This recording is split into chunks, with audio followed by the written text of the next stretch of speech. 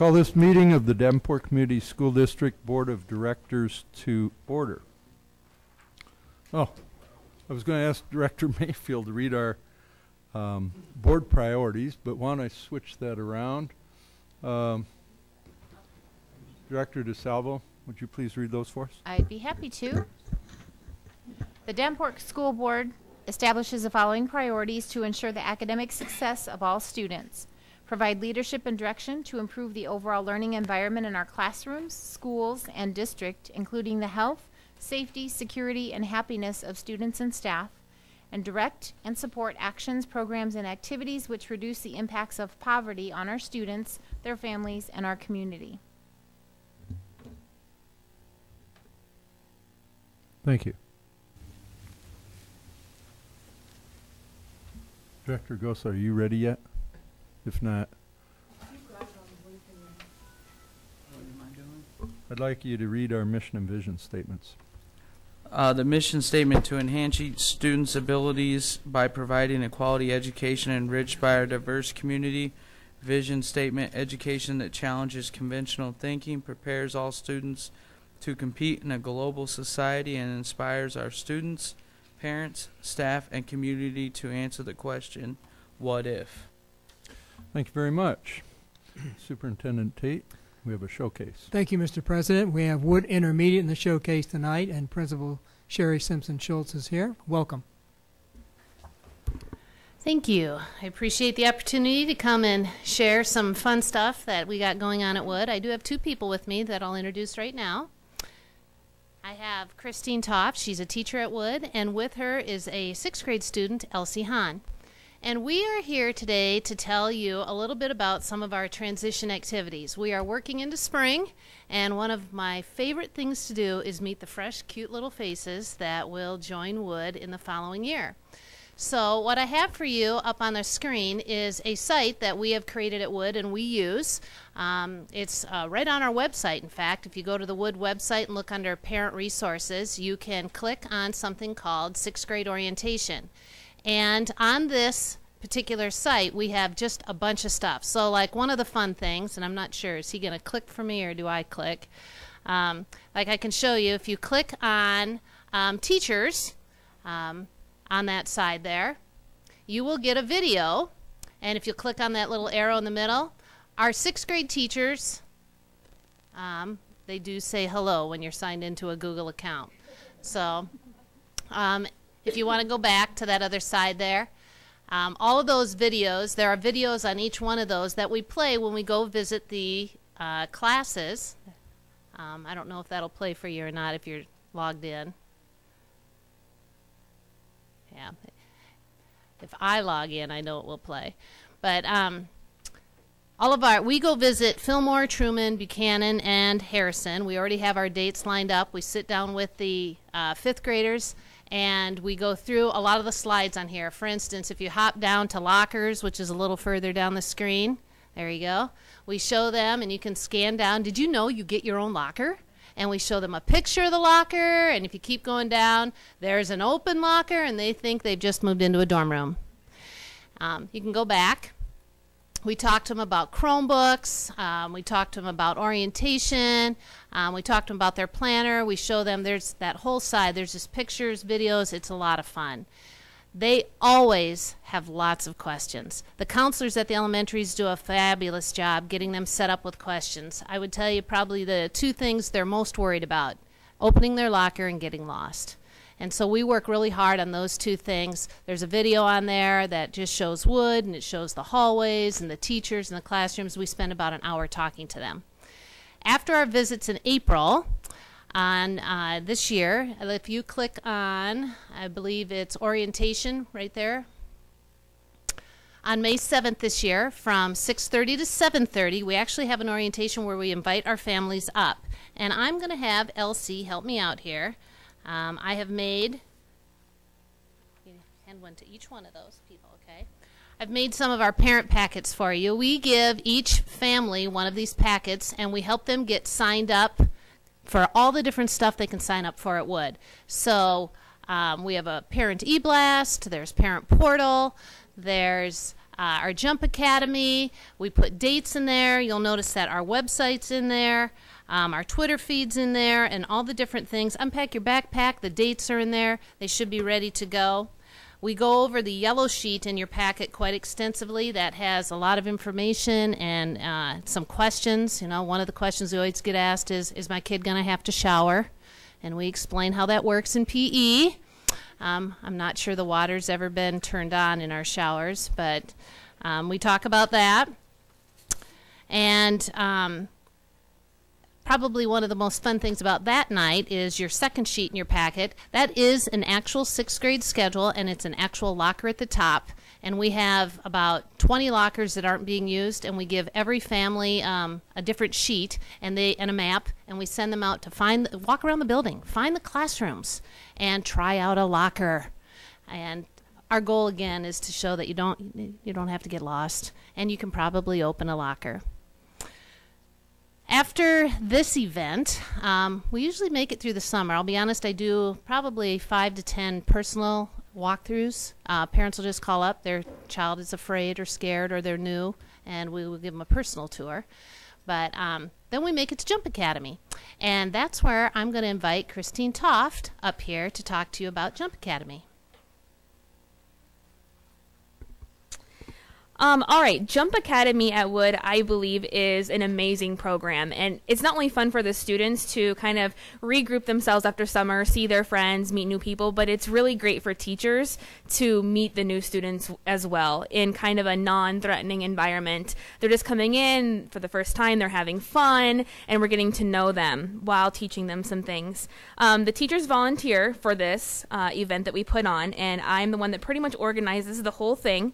We divide the students into different groups very randomly, so they're not just partnered up with their best friends. That way they meet new people, or they might be with their friends. And they go through 5 different stations. They go through learning about the cafeteria rules and procedures. They go through learning about their lockers and their schedules. They go on a tour of the building. They learn about the library and its procedures, as well as Chromebooks now. And they also learn about the school-wide rules that we have in place.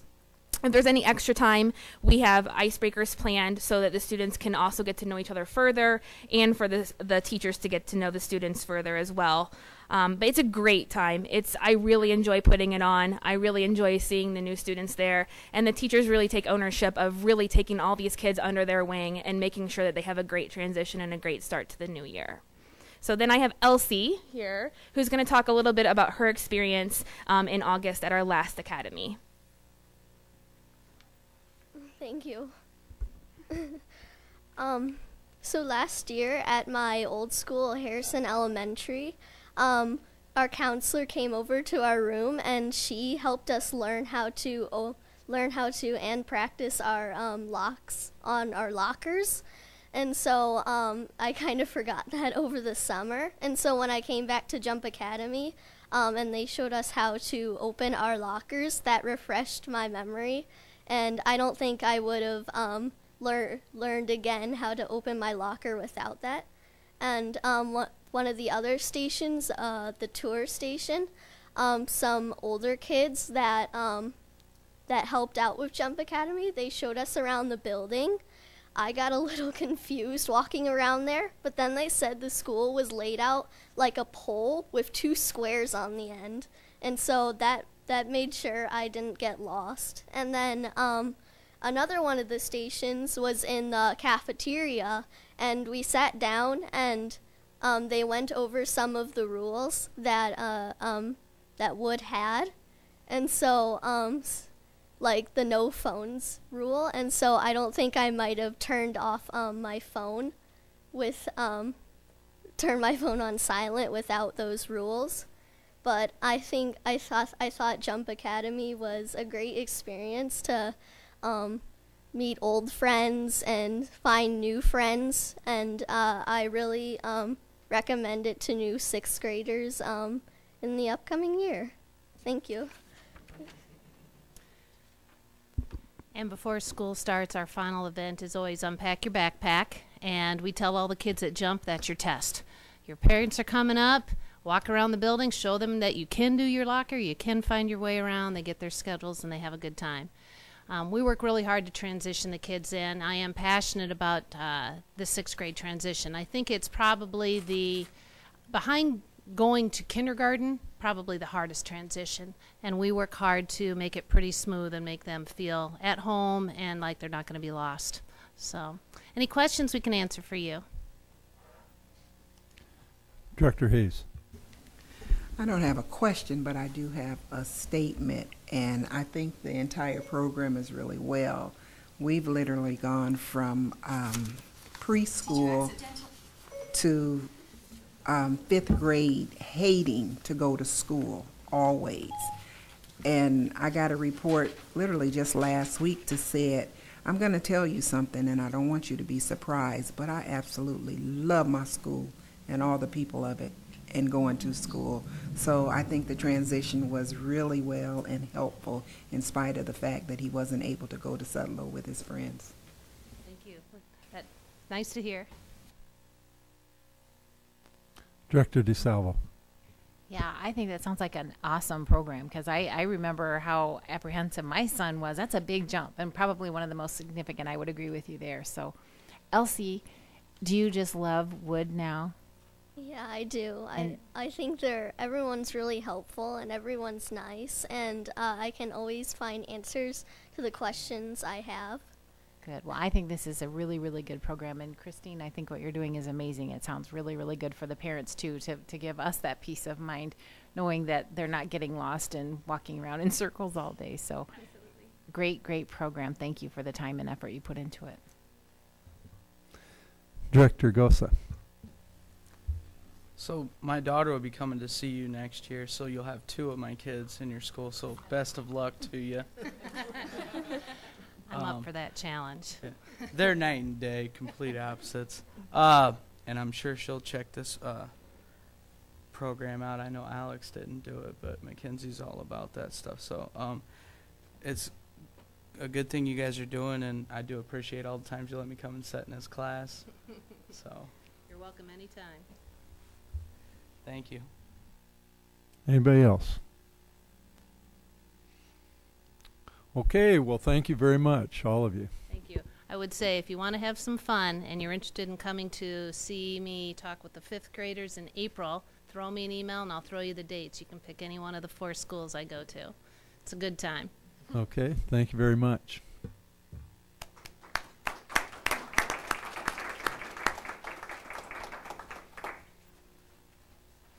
Superintendent Tate, do we have any student board reports? Well, Madison, why don't we start it in with you?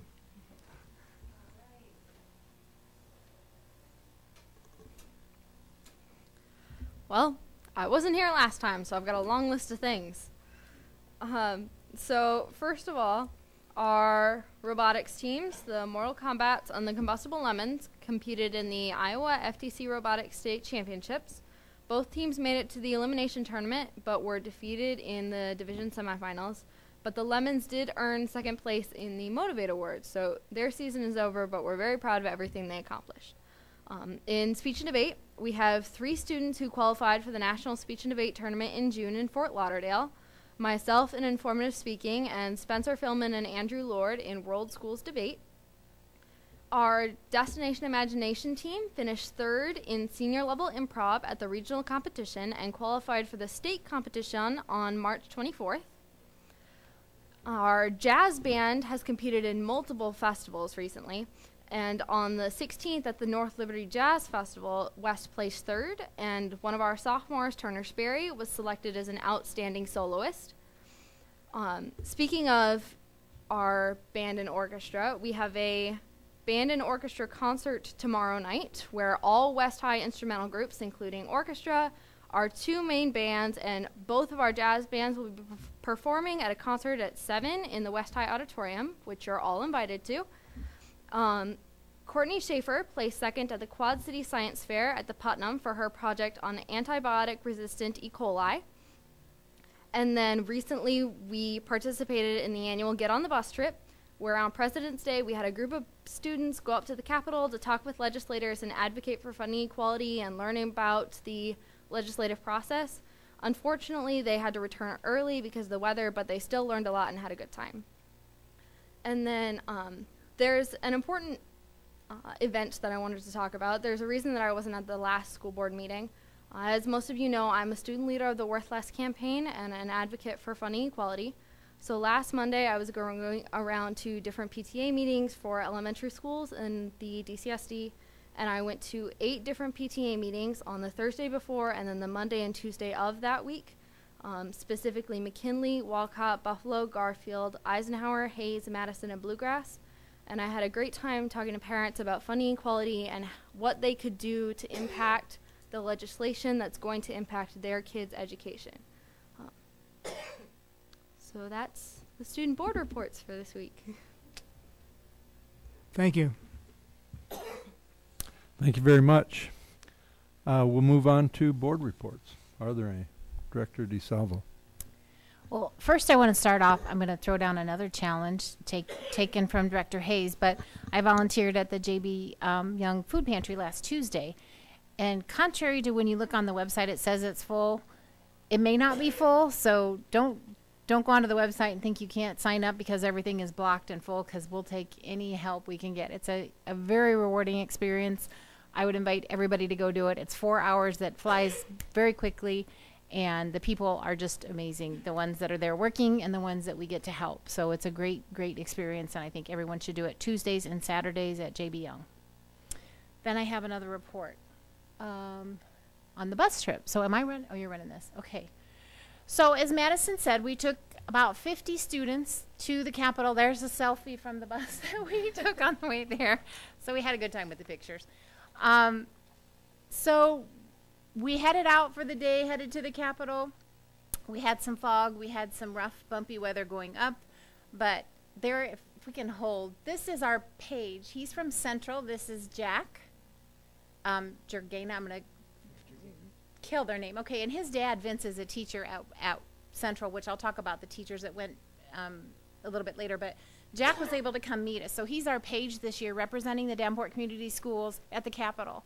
So he runs and helps legislators. He's not actually with the House or Senate. He's in another building, but I believe he started probably somewhere around October. But such an impressive young man, so polished, so well-spoken, just doing amazing things, representing Davenport Community Schools in an extraordinary way up at the Capitol. So I was very, very proud of him, and obviously his dad was too. So that's Jack and his dad. Sorry, Joe. This is, as the day progressed, we go to a conference room. We have lunch with our legislators. I'm talking very fast. Slow down, Joe. I tried to put it on trans automatic movement, but that was too quickly. So these are the legislators that came to meet with us.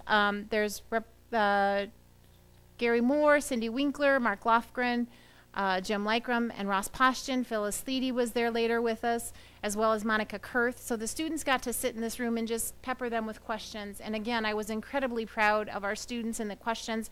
It was all over. I mean, obviously we were talking a lot about funding and education, but they were bringing up human trafficking. They were bringing up safety in the schools. Our timing was impeccable with the time to let our voices be heard. And these students were doing just that this day, that talking to the legislators about violence and gun control, and it was a very profound discussion and a very good discussion. Okay, you can go to the next one, Joe. So then Ross Postian invited us to go down to the floor of the House. So we were dividing the kids up. Some were going to go lobby with the legislators, and some were going to go take a tour of the beautiful Capitol. And Mr. Postian invited us to go down to the floor of the House, which is quite an honor. So we were able to take some of the kids down there and got a good, nice picture there. You can see there's Cindy Winkler on the right, Norland Momsen. There's our teacher, Mr. Jurgena, and then Ross Postian off to the left. And the kids, they were rock, paper, scissors on who was going to sit in the big seat there. But again, it was a great opportunity for them to actually be on the floor and watch some of the process. Okay, the next one. This is one of our students, Isaac. He's from North, and he was, again, talking with Monica Kurth and Norland Momsen, and prepared questions, and they were giving him some good information there. So, next one. That's not a very clear picture, but this is Robbie Smith. We were able to meet with him last. He wasn't able to come to our meeting. It was a very busy day there. They were actually caucusing quite a bit, so we didn't get to do a lot of lobbying. But they did meet with the kids individually, and this was Robbie fielding questions from the students. And then this was a huge opportunity that just we kind of fell into very late in the day, but the governor allowed us to come into her office. So this is her office. We piled all the students in there, and right in the very middle you can see Governor Kim Reynolds and Lieutenant Governor Greg. And Robbie Smith's right beside him, but they let us pile into her office and visit with her for a little bit. The office is just a beautiful, beautiful building, place, and she took the time to spend with the kids, and we even got to take some individual pictures. If you want to go to the next one. There she's just sitting on her desk and talking to the kids. So it was just like you could walk into the room and visit with her anytime you wanted. So she was very accommodating, and the kids did, again, tremendous job. They were very well behaved and asked very good questions of her, and really, again, made Davenport Community Schools very, very proud. There she took the time as we were leaving to take pictures with the kids. So we have multiple pictures of her with the Lieutenant Governor.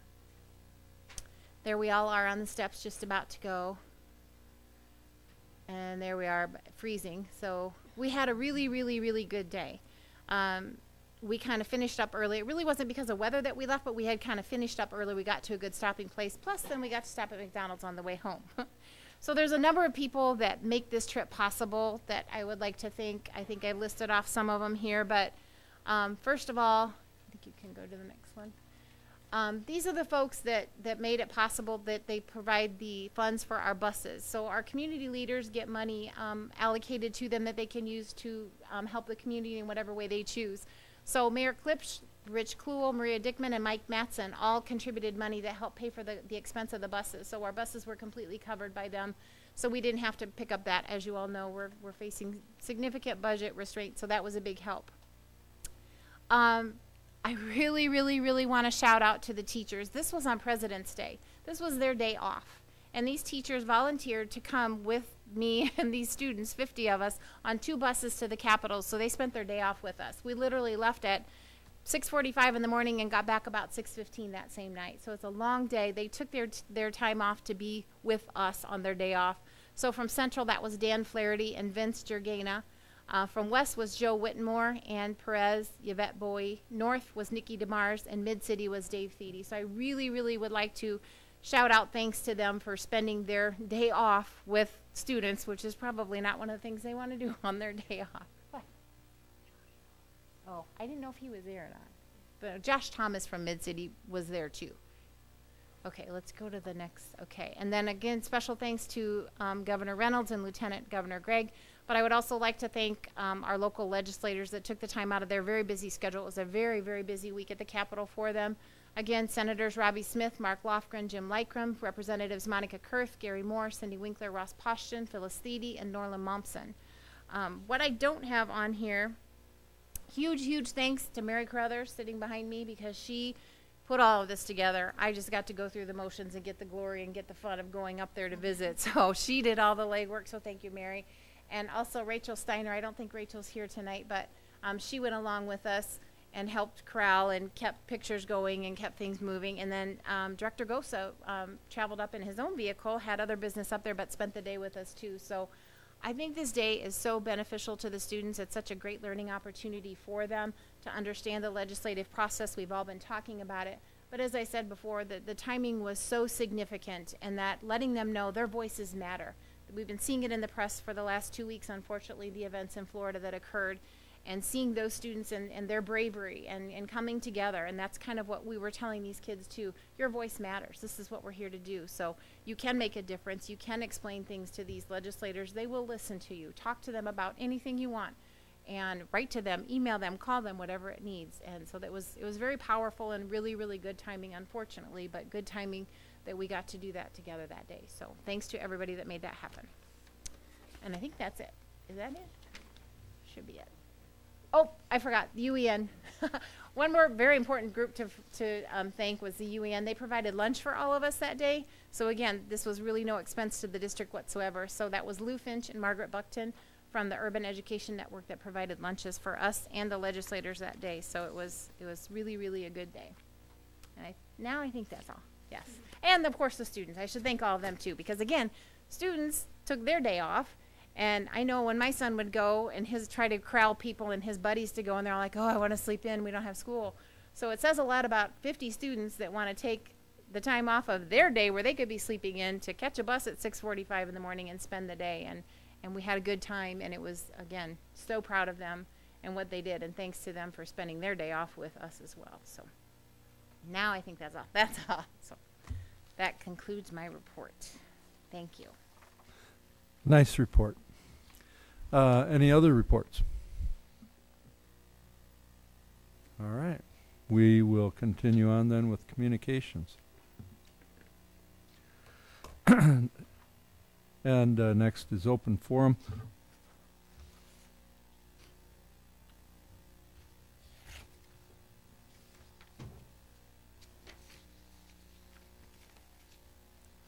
Open forum is a time for members of the community to give input at a board meeting regarding school district issues or concerns. Individuals who want to speak should fill out an open forum request and give it to the board secretary prior to open forum. The board will not act on any issue presented during open forum if it was not published as an agenda item. The Iowa Open Meetings Law prohibits action on any issue that is not on the agenda. The president will set the amount of time allowed for individuals to speak during open forum. The board asks that no charges or complaints be made against individual employees of the district or community during open forum. Remarks that reflect negatively on the character or motives of any person will be called out of order. We have 3 open order requests tonight, and so feeling benevolent tonight, I'm going to offer each of you 3 minutes. So we'll start with Jane Stoffen, it looks like, followed by Cinda Bessert, and followed by Jack Ox. And if you'll come up, give us your name and address for the record, and tell us your thoughts. Good evening. I'm Jane Stouffer. Don't worry, everybody gets it wrong somehow. Spelling, pronunciation, no big deal. I live at 1915 Eastern Avenue here in Davenport, and I have 3 children who attend Washington Elementary. We moved here from Cedar Rapids in 2016 because I took a job at Illinois, but we are Iowa snobs and chose to live on the Iowa side of the river. Part of this is because I have a museum education background, and we were able to converse with some of our museum educator friends in the neighborhood, and they said, stay on the Iowa side. So, score 1 for Iowa, right? We had been attending school at an inner city school in Cedar Rapids called Washington STEAM Academy, and we were very, very involved with that diverse, eclectic population that had a wide variety of racial disparity, financial disparity, as well as a variation of education. So we had everything from kids of college professors to kids who were the sons and daughters of the local drug dealers and prostitutes were raised, Chicago. So it's everything in between there. And when we were shopping for schools here, we had been encouraged to send our kids to PV, to Bettendorf, North Scott. That was where we were being directed. Nobody recommended Davenport. Nobody recommended Davenport. Stay on the Iowa side. Go to PV, Bettendorf, or North Scott. Do not go to Davenport. Well, we landed in Davenport, and I'll tell you why. We toured a couple of the schools in the area. We decided to start at the high school level, and we liked what Central had to offer. We appreciated what Sudlow was doing, especially with the Arts Academy. And so now it was about what is the elementary school that's going to feed into this? And we ended up at Washington not only because of the proximity to where I was working, but also because of that diverse population that we were looking for.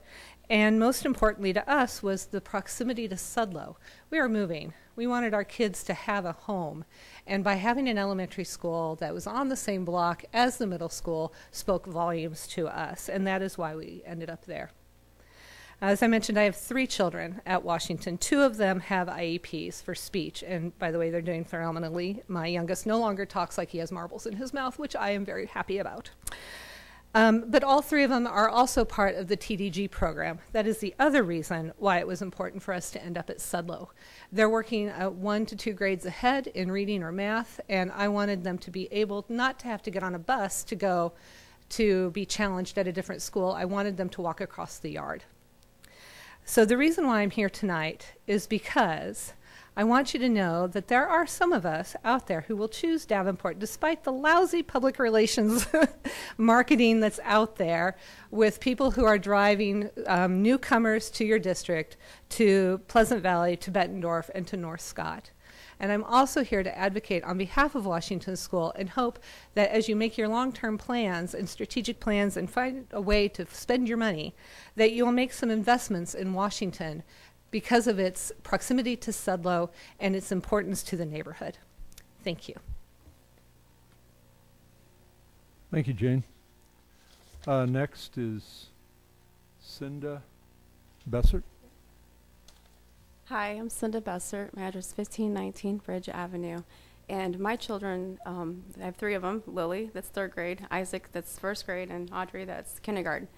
My oldest daughter, she's special needs. And when she first started last year, we moved about the end of February over here to the Iowa side from Moline, Illinois.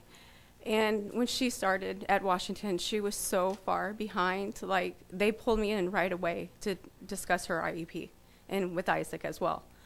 And as soon as they got the ball rolling for her, and we started talking about what I could do at home instead of them pointing the finger at me and me feeling like the bad parent, and often coming out of her meetings just in tears because I felt like there was no hope for Lily. So now that because when she started, she was in 2nd grade, now she's in 3rd grade, and she cannot put a book down. She is above where she needs to be, and Isaac, he's now like a team leader. He takes in charge, and they get that one-on-one with their teacher. Before, when I was at the Illinois school, they told me that they couldn't really they didn't have that much time with them, that they needed more work, and I didn't know what to do. But I'm so grateful for Washington, for my daughter that's 9 years old, reading to my 1st grade and my kindergarten, and just the teacher just coming out and saying, wow, Cinda, Lily has really excelled. She's really blossomed.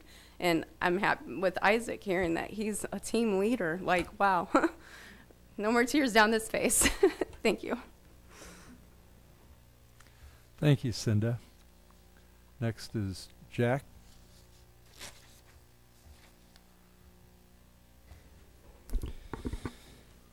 Good evening. I'm Jack Ox. I teach American Government and Econ at West High School for the past 15 years. I live at 4018 229th Street, Circle North, Port Byron. And I want to talk to you tonight about school shootings and what I think the school board should do to protect our children and staff. I have one student here tonight, Madison.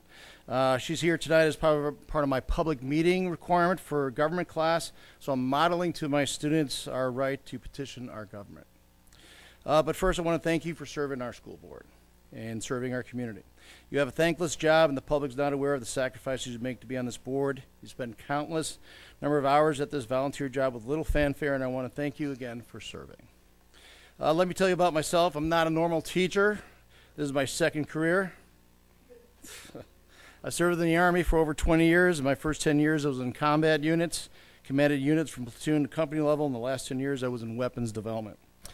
I was also deployed to Kuwait after the first Gulf War. I've seen the aftermath and horrors of combat, and I wish no one has to see what I've seen.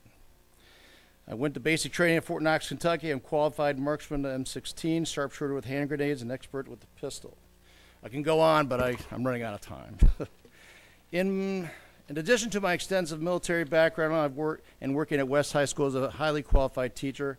I'm also a 2006 graduate of the Quad City Citizen Police Academy and member of the Red Cross Community Emergency Response Team, CERT, ready to help our community with natural disaster strikes. Therefore, I feel well qualified to speak to you on the issue of school shootings to you tonight. I have 6 recommendations for the board to consider. First, teachers should not be armed. This is a very bad idea. I have a letter from our union, the NEA and ISEA, saying that also. I'm not paid to shoot at bad guys. The police are. I'm paid to teach. Let the pros carry the weapons, not teachers. That was my first recommendation. This week or next, I recommend meetings are needed to relieve teacher anxiety. There are a lot of misconceptions and fears out there. The principals need to reassure teachers, along with Davenport Police, that, hey, I got your back. We have plans and actions and the firepower necessary to handle any situation. We need to reassure our staff. Teachers need a PD on Wednesday to talk about this hot topic. We need an after-action report. In the military, I spent many months training for combat at the National Training Center at Fort Irwin, California. After each battle, we were briefed on what went right and what went wrong.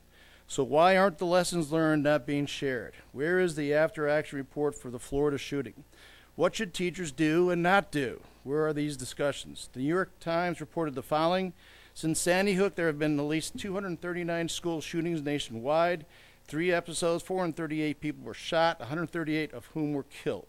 16 of the 239 shootings were classified as mass shootings, events in which 4 or more people were shot. On average, there have been 5 school shootings each month, including episodes that were not mass shootings. Recommendation 4, school shootings are now the norm. I therefore ask you to mandate training for all teachers and staff at the beginning of the school year in concert with the Davenport Police, Davenport Fire Department, Scott County Sheriff's Offices, and Iowa State Police. This should be a real-world, hands-on activity designed to test our response and the community's response to a mass shooting. Additionally, training should include first aid training, as now teachers are first responders. 5, mandate that buildings are locked down during a school day, that all persons need to be buzzed in. Principals should be required as part of their job to spot check security for the building for unauthorized access. And lastly, number 6, once a shooter is in the main office at West High School, a system must be in place to keep them there. Require buildings to have a safety mechanism to automatically trap the shooter in the office, prevent the shooter from going down the hallway, prevent mass casualties. This panic button should be located under the head secretary's desk in the principal's office. Upon activation of the panic button, the police should be notified like a bank robbery. Additionally, with the loss of the main office to the shooter, there needs to be an alternative means of communication with the building as to what's going on. You can't be on the school intercom system if someone is shooting at you. Furthermore, if the internet is down, our phone system is down. I hope you give serious consideration to my recommendations. I believe that these recommendations, if they're followed, we can save both student and staff lives. Thank you.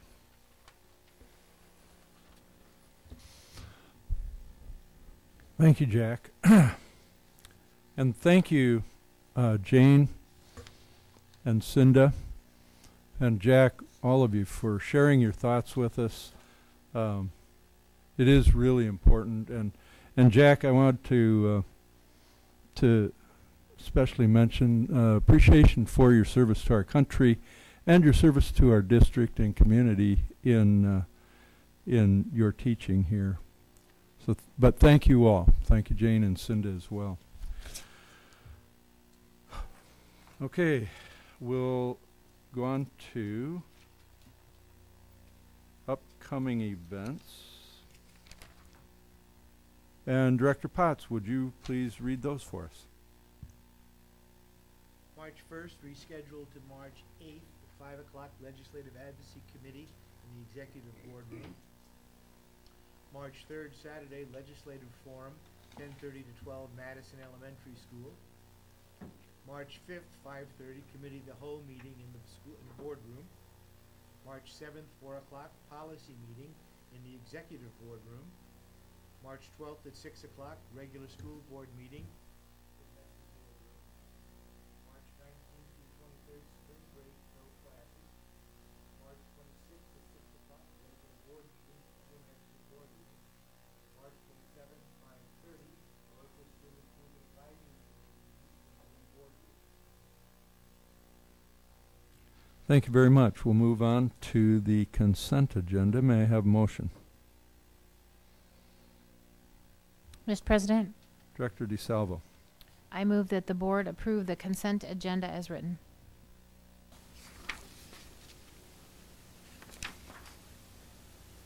Is there a second? Second.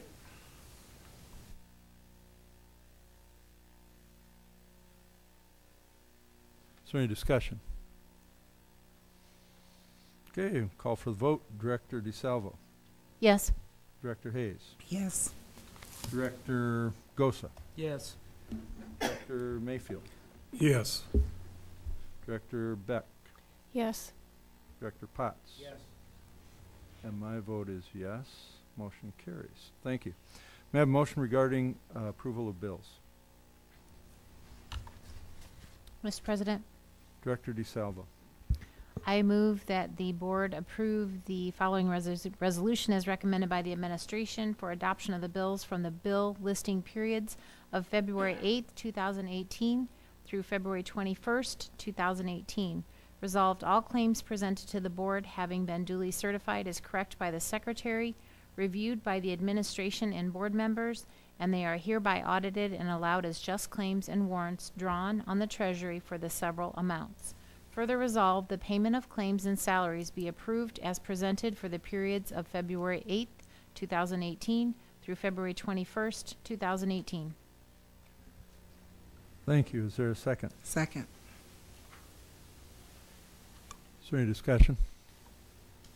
Call for the vote. Director DeSalvo. Yes. Director Hayes. Yes. Director Mayfield. Yes. Director Beck. Yes. Director Gosa. Yes. Director Potts. Yes. And my vote is yes. Motion carries. Superintendent report. Thank you, Mr. President. Central student John McAtee is a 2018 National Merit Scholarship winner. That is a combination of his SAT scores and academic progress. West athlete Brett Irwin is one of 24 athletes in Iowa and the only MAC conference athlete selected for academic all-state team. So congratulations to both of those. I want to review with the board and the public some of the things that we've done as far as structure to our facilities over the last few years, because there's always concern, and I do get emails from parents asking what has been done and what can be done about safety for our buildings. And I always remind people that once a shooter has arrived to our building, we've already lost. There are things we can do once they're there, but what we have to do is work very hard to stop them before they get there. Long before I arrived, we had a district safety and security committee. Meets regularly. It's every one of the superintendents with the associate superintendents, and Andy Nyrick, who is our sergeant with the police force and our liaison. As far as I know, there's always been a district assigned active police officer.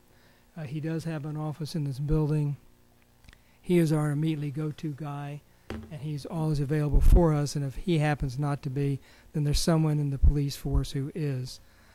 We have three full-time school resource officers right now, and as you know, we're adding 2 for next year.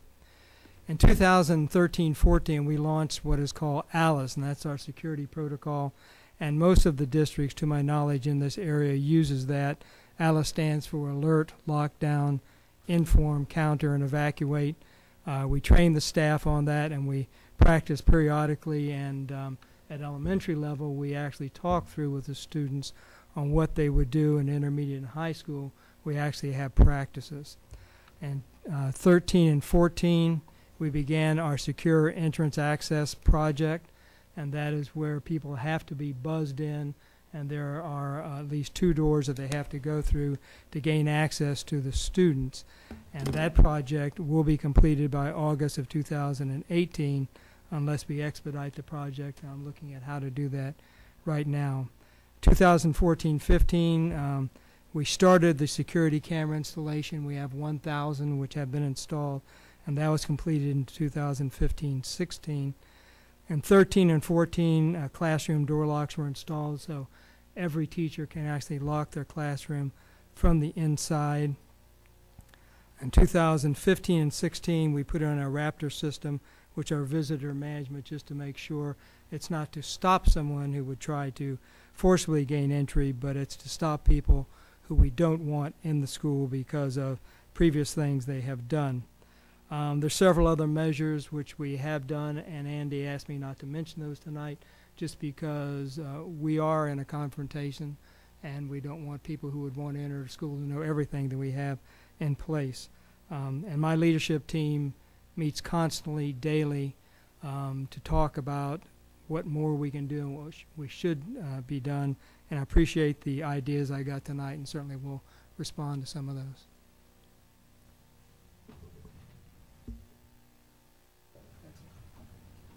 Thank you. We'll move on to other items requiring action.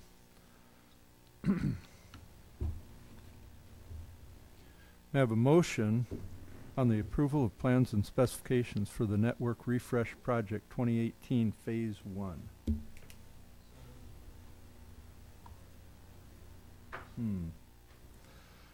Could you state it in a more formal manner? Sure. I move that we approve the plans and specifications for the Network Refresh Project 2018 Phase 1. Okay, thank you very much. Let's see here. Is there a second? Second. We will now hold a public hearing on the approval of plans and specifications for the Network Refresh Project 2018 Phase 1 as published in the Quad City Times on Thursday, February 15th, 2018. Anyone wishing to speak on this item, please step forward to the microphone. State your name and address for the record. Seeing and hearing none, I now declare the public hearing closed. Is there any additional discussion on this matter? All right, we'll call for the vote. Director Potts. Yes. Director Hayes. Yes. Director Beck. Yes. Director DeSalvo. Yes. Director Mayfield. Yes. Director Gosa. Yes. And my vote is yes. Motion carries. Thank you.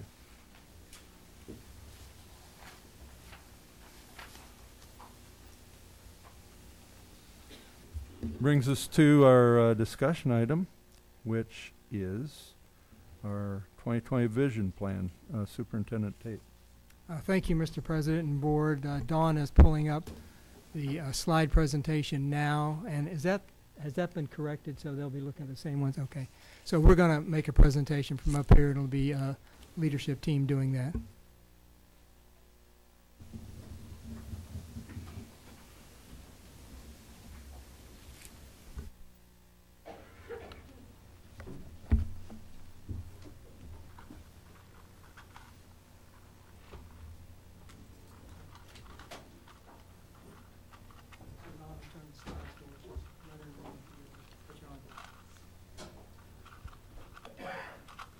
Thank you for your time. Tonight we're going to provide a vision that takes us through 2020 for the district. And I'd like to point to some words on the first slide, and that's restructure, facilities, finances, and preserve. Because we're going to make a case for why we need to look ahead and why we need to look different in order to be perhaps smaller but stronger, so that we can make sure that we can do all that we want to do for this district. Next. So the purpose is to present to you and the community a responsible and also a proactive plan which recognizes the past, current, and future realities of our enrollment, the state legislative decisions, the changing demographics, and our facility requirements. Tonight, what we're going to ask the board to do is think about what we present, certainly question, discuss, provide reactions, but I caution this is not a decision-making meeting. Budgets are going to be year by year. We're going to present some ideas and thoughts that go out for 3 years, and we have to bring those back to you for decisions.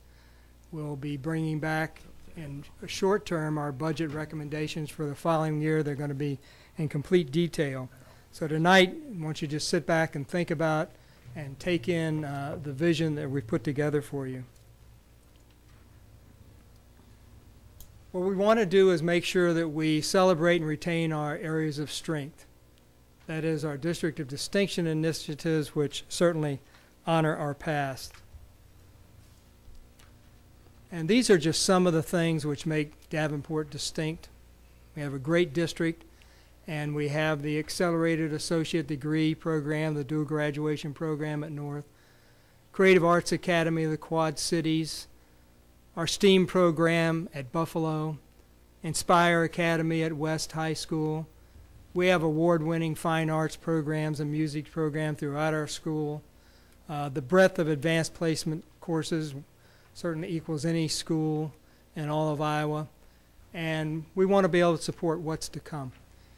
The other day I was talking to some very forward-looking technology gurus, and I had actually brought them together in a room because I was talking one day to Gary Sloat, and he was so far out there that I couldn't even reach him. I said, wait a minute, I need to know what you're talking about.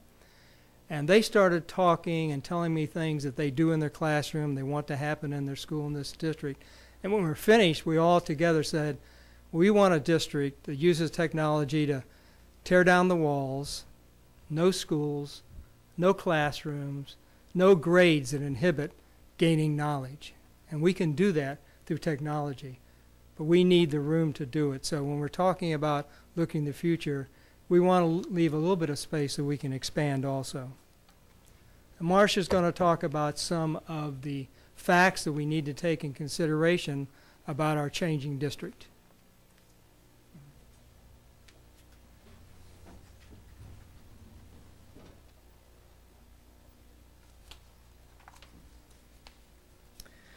We want to take a look at our enrollment trends, and this is a chart that goes back to 1991-92 through our certified enrollment last October.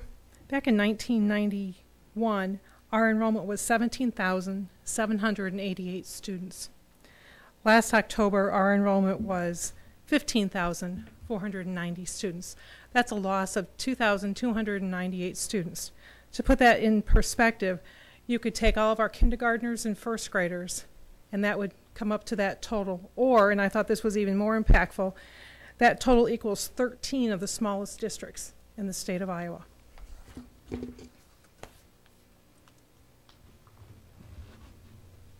want to look at our state funding versus our expenditures.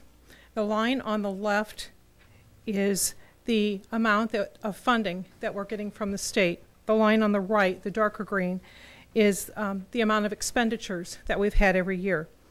We are getting less from the state than it costs to operate on a yearly basis.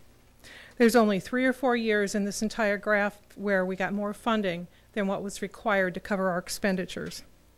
Since 2002, we've been underfunded by $23 million. On an average, that's $2.1 million every year that we're underfunded. Our expenditures increase an average of 3.2%. The amount of funding that we get on average is 2.05%.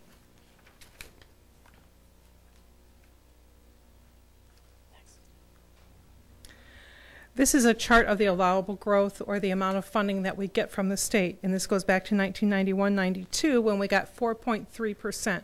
In other words, the amount that we get on a per pupil basis increased by 4.3%. Last year, we got 1%. And the only reason that we got 1% is that the state has a budget guarantee. If it were to be strictly based on our enrollment, it would be closer to probably 0, if not a -%. It's very unpredictable as to how much money we are going to get from the state as an increase every year. Our average growth in spending is 3.2%, but our average increase in funding is 2.43%. So again, it's very unpredictable what we're going to get from the state, but the bottom line is what we do get from the state is not enough to cover our expenditures or what it costs to run the district.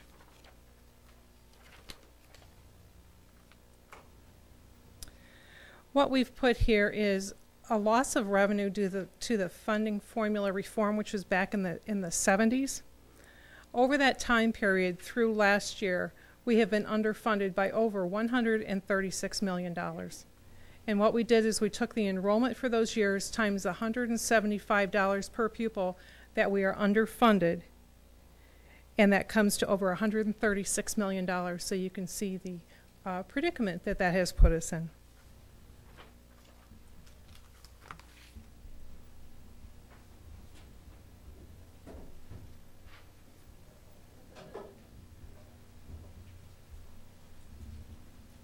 Good evening. The current chart is just kind of explaining where we were at in October. The numbers provided to me. with our current enrollment. So our elementary enrollment to our capacity, what we could do if we maximized the amount of teachers we currently have in the buildings we currently have, we'd have 1,000 extra and 92 extra seats available, which is like two 3-section elementaries. We could take additionally if those kids dropped on our door tomorrow. We could fit in 2 3-section elementary amount of kids. We could put them in our building somewhere.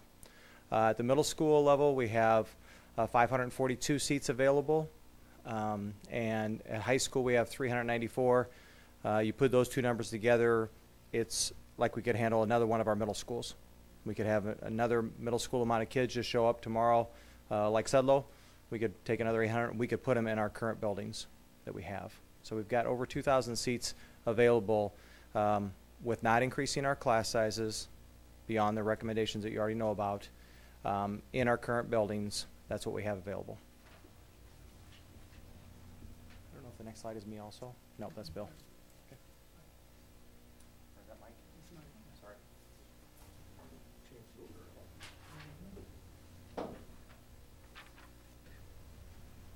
For many decades, the district has maintained a long-range facility plan, and particularly since the passage of the statewide penny tax, currently known as SAVE, and the local physical plant and equipment levy, we have had a 10-year framework that gets updated annually, and it has responded multiple times to emerging priorities that the board has set for different things over the past couple of decades.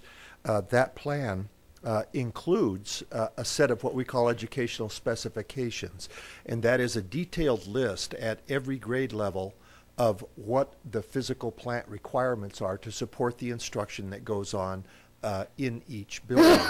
And so what we try to do with the long-range facility plan is plan a series of projects over the 10-year framework that keeps getting moved up that eventually would bring all of our buildings up to our current ed spec, in addition to taking care of re-roofing and those other tuck pointing, those other things that need to be done from time to time. So it's a plan to make both the ongoing major repairs, but also to eventually bring all of the buildings up to the current educational specifications.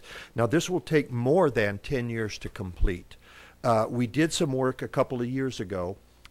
Over this next 10 years, we have approximately $190 million in revenue coming in for the long-range facility plan. To bring all of our buildings up to the current ed spec within 10 years was well above $400 million. So it's gonna take a good while to bring all buildings up to our current ed spec, while we concurrently take care of the ongoing things like roofs and tuck pointing and pavements, etc. I wanted to remind the board, and some of you were not here some years ago when the district made a land trade with the National Guard. The National Guard will be building a new armory out on Kimberly in Wisconsin on 40 acres that was traded for the current National Guard Armory building on 36th and Brady, and the current National Guard motor pool on 36th and Davenport. Now, in the long-range plan, it includes a project about 3 years out yet to relocate the baseball field that's on the south side of 36 and in the floodplain. Whenever Duck Creek floods, that field floods. We will relocate it to the north side of 36th. We also plan to move the operations center and the warehouse from its current location on Kimberly Road to the National Guard property. That will allow us to dispose of the property on Kimberly Road, which is among the most high-value properties that we own because that's prime commercial real estate there. And that is what's currently in the long-range plan. We also would locate the current bus barn, which is quite small and crowded, to the National Guard motor pool property, and that would allow more room for the baseball field to be relocated across 36th out of the floodplain. One of the other things to say about our real estate portfolio is it's quite extensive, and we will continue to lease out properties that we own, to lease properties that we need to support programs that exist or programs that might emerge.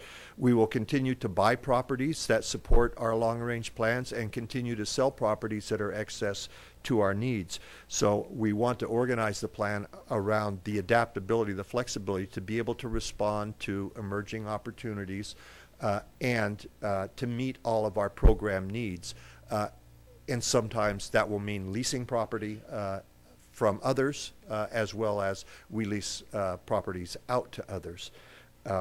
So I wanted, for this purpose, to point out that the long-range facility plan is a framework that lays out over 10 years what might be a direction. It's meant to be adaptable. It's meant to respond to emerging opportunities, and it's meant for you to be able to see how we might get to our ed spec over a period of time, but also to understand that you have the ability to make changes in priorities as we move along.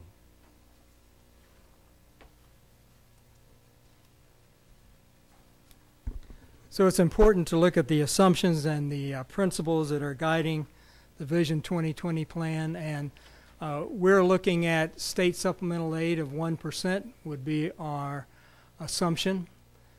The enrollment will be down by 600 students by 2023, and there we're using state projections. Staff costs will probably keep going at about a 2% increase. We want to make sure there's no surprises, that everything is revealed as we talk tonight and in subsequent meetings, so nothing seems to be hidden from this plan. As in the past, not issuing pink slips or firing anyone who wants to keep a job with the district, and having complete and open communication with all of our constituents, and to continue to protect the classroom just as much as practical. Okay. So as I present the recommendations by school year, this is the same general plan that you approved to take to the School Budget Review Committee. A little bit more detail. But it is what, again, we have all agreed is a start for how we're going to look at the next several years. And class size increases will be in the elementary schools, K, 1, 2, 3. We have taken class size increases in intermediate and high school the last couple of years. Reduction of administration and leadership positions, and these will be as we get people who retire or leave the district, then we'll decide if the position is still needed, and we'll make adjustments as necessary. We're looking at adjusting the bell times for all of our schools. We've asked a consultant to tell us what bell times we need in order to save a lot of money in our transportation budget, and so that's what they have done. So we'll be bringing to you exactly how we will do this and what the bell times would look like, and we would begin that next year. Energy efficiencies and solar, we've continued to talk about the fact that the retrogrades we're doing will provide us savings in our energy bills. Reduction of support staff as our enrollment declines, and we'll need less support staff. Health insurance holidays. We're going to look at privatization services. We did that a few years ago. We have to, as a prudent measure, to go back and look and see if that will work for us. Approval to reduce an attendance center during the next year. So we have a very strict policy on how that works. It's got to be done before in the September-October time frame. So we'll be working beginning immediately on how that will work, and for us to provide the information, the facts you need to make that approval. Reductions to sites and department budgets, early retirement, and we'll continue to evaluate our preschool needs to see where they're located. We do have, your intention is to provide as many preschools as possible in our schools, so we'll continue to do that, but which schools and where they come from is what we'll begin to talk about very seriously next year. In school year 1920, continue to reduce administration and leadership positions, and we will change the district to a K through 6 model. So all of our schools will have K through 6, except for Walcott, which will continue with the K through 8 model. That may require some minor boundary adjustments. I want to emphasize we're not talking about the boundary adjustments we went through several years ago. We're talking minor ones to accommodate for the size of our schools and the number of students in the boundaries for our schools. Continue energy efficiencies in solar, health insurance holidays, reduce an attendance center, and I'll explain and make a firm recommendation on that in a moment, and possible privatization of services and early retirement. Go to the next one. So I'd like Bill to come up and talk a little bit about how the K through 6 system will give us some pure feeder schools, something we've really tried to push for years. The basis of this feeder school, so this whole Vision 2020 is based on this idea of creating what we're calling pure feeder schools. So they would be, we would have elementary schools that would remain in all their current neighborhoods, and they would serve students K-6, or as Dr. Tate mentioned, where possible, we would go preschool 6. The facts or the thoughts behind this is that this would be an opportunity for us to develop strong athletics, academics, shared services. We could accommodate accelerated needs of students. Certainly we've heard a lot about the need for athletic competitiveness and just some overall staff efficiencies. The idea would be that when you start kindergarten, you know where your feeder system goes. You know this hub of elementary schools will go to this middle school, who will all then be assigned to this high school. Of course, you'll have your choice at the high school, but there'll be an opportunity to feed you all the way through with the same group of kids. That third bullet there is something we've heard a lot about, and that is the idea that athletic coaches and athletic programs and music programs would have the ability to develop highly competitive high school teams because they could create pure feeder systems that would bring the kids all the way through the system from 3rd grade, 4th grade, into the same middle school that would then feed into the same high school. I think it's important to note that the elementary and middle school buildings wouldn't be split between 2 high schools or 2 middle schools. So all the kids that were in this zone of elementaries would all feed into Sudlow. They would all feed into Central. So the idea would be you'd stay together with this same cluster of people, kids, all the way through the system.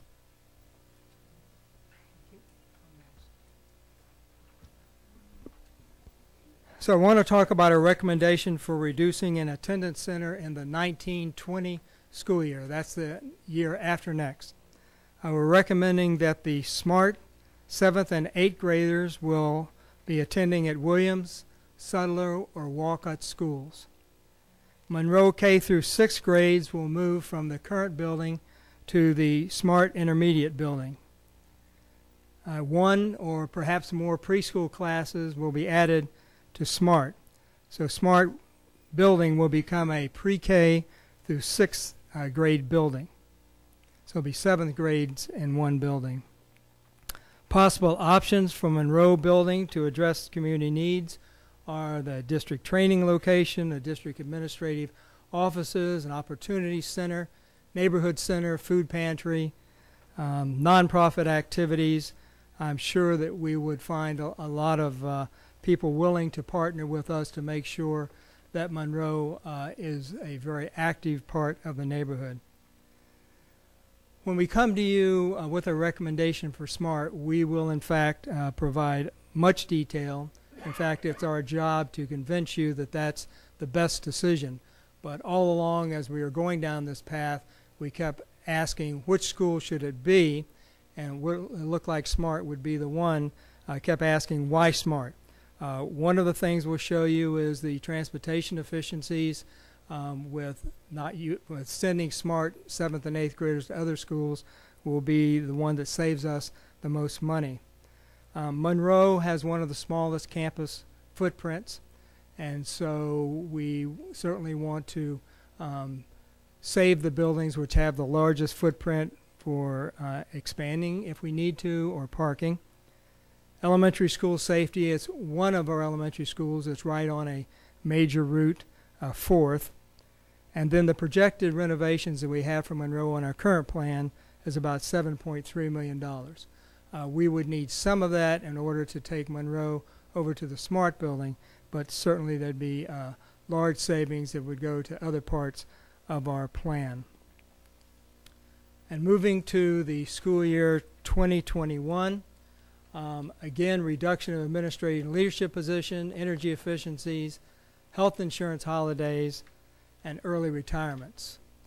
And these, again, are what we're presenting to the SBRC in a week or so, and you've seen these in the very general form.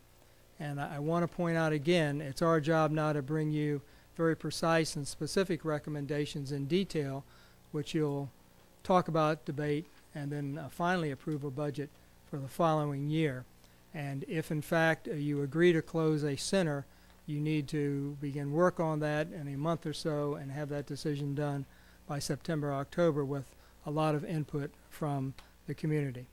So that's our presentation, and I have the experts here and ready for your discussions, questions, or input. Thank you all very much. And before we get started, because there's probably plenty of interest, but Madison, I want to make sure that that you feel comfortable also in participating in this. If there's anything, get my attention, because I may not be watching out for you. Any discussion, questions? Director DeSalvo. How did the meeting with the SBRC go? Any indications from We them? haven't gone yet. Oh, I thought it was last week. It's March, no. Oh, okay. Sorry. Then my next question, you kind of alluded to why SMART, and maybe we'll get more information about that, but where were they at capacity-wise? Where is SMART at capacity-wise right now? You have that with you? I know we have it somewhere too, but I just... Well, they are our lowest capacity school at this point. And I say that in reference because Walcott is, depending on how the elementary fits into Walcott, but those would be our two lowest for capacity usage. Okay. That's it for right. Anybody else? Director Beck. I guess my first question is about early retirements. And I think I've mentioned this before. When we offered an early retirement incentive this year, I feel like we lost a lot of really good teachers, particularly in the specials, like music education and things like that. And it concerns me that if we encourage more early retirements, we're going to lose more than we gain in terms of money. It's not something that necessarily can be a price tag can be put on, not that new teachers aren't good, but there's a lot of institutional knowledge and a lot of strength there in people who've been here for a long time. So just put that out there. Anybody else? Director Hayes. I have a couple of questions here. First one is Marcia. For the allowable growth chart, all the peaks and valleys that were on that, can you explain kind of briefly what created that? Why was that? A lot of it would have to do with our enrollment, and then also what the state set the percentage at. If they set it at 4%, obviously it's going to be higher. If they set it lower, and if our enrollment is declining, then we're also going to go low, past probably the 1%, maybe even negative growth, but they at least guarantee us that 1%. So a lot of it has to do with the enrollment and then the amount of the percentage that they set it at. Okay. My next question is, what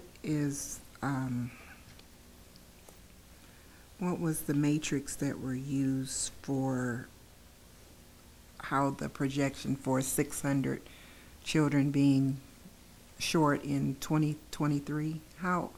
What matrix is used to come by that number to project that it'll be? It's a state projection, and do you know the system they're using? Are they using the cohort, or we could find that out? I don't know. They use a professor from the University of Iowa that does their projections for them on enrollment. Okay. Well, it just seems in, just a few short years that we could lose 600. How is that? How do you come by that number? How is it figured out? You had mentioned also going through the K through 6. Then will the other schools be 7 through 9 and 10 through 12, or how will that be? Well, the schools that we now call intermediate will be 7th and 8th grade, and high schools will still be 9, 10, Okay, 11, so it'll 12. remain the same. Right. Okay. Thank you. Anybody else? Director DeSalvo. So we have capacity at the existing elementaries to take another, I mean, I think your first slide kind of implied that to us, that we would have capacity at those existing schools to add another level there, the 6th grade. Yes, for the plan we're looking at, yes. Okay. And then can you talk a little bit, there was about the direct feed from elementary to intermediate. Mr. Shane, I think you were describing this, that it would be a more pure flow. Can you give a little more detail about that? One of the ideas would be, so many times we have to balance enroll kids when there isn't room at their elementary. You would be balanced to a school in your zone. On the east side, it would be Eisenhower, McKinley, Washington, the hub. So if you couldn't get into kindergarten or 1st grade or 2nd grade at your school, we would balance you to another school within we're calling it a zone or a region, because all of those kids would then feed into Sudlow. So you'd at least stay, and when something opened up in your building, when a spot would open, you could come back if you chose to do that. But it'd be a pure system in the fact, Mr. Scott and I have talked about around things like athletics. If a high school team wanted to start a basketball group with the future Blue Devils, they could go to one location and get all of the kids that are all going to be feeding into their school in 3rd, 4th, 5th grade, which is what most of our neighboring communities do. So each high school would have its zone, sort of a feed through that, from elementary on to intermediate. Okay. And all the way up to high school, with the choice being there. Okay. But as it stands, unless you change the policy, high school students can still choose where they want to go to school. Sure. I have one more question. I'm sorry. I had one more question. Do you want me to come back? No, go ahead. This was for Marcia. Sorry.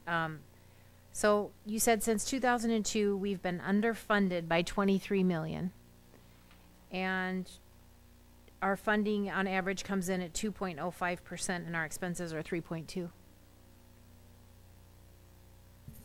That's how much they increase every year. Every year our expenditures increase by the 3.2, but our funding increases by the 2%. Yeah. Okay. Just wanted to confirm that number. Thank you. I'll come back to Director Beck and Director Potts in a minute. Madison, you were trying to get in. I was. When we were talking about the pure feeder schools, Dr. Tate's right when he says that we still have the policy where if you're at the high school, you can move if you want to. So even if we have the pure feeder school system, how pure is it really? How are we really building programs? If once kids get to the high school, they can go wherever they want. That's the whole point, right? You build a program with where you have to stay. Like, the point would be to build a program with where you're going to go. But how can we guarantee that kids are going to stay at that high school and stay in that program?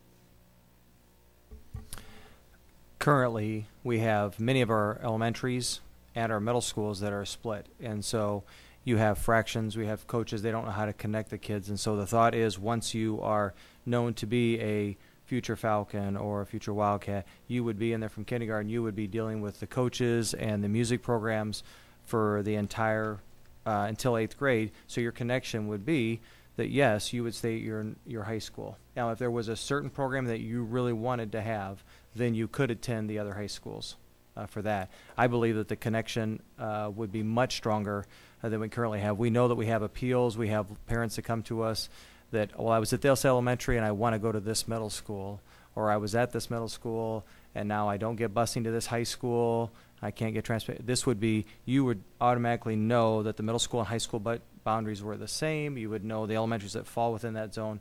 I believe that the connection would be very strong for those families because they've been in that program for 8 years prior to going to high school. And if I really want to be part of it, I would use robotics at West. Then I would maybe go to West, even though my friends were here, my connections were here, everything was established for 8, 9 years. Then I would still go over there because of that unique programming.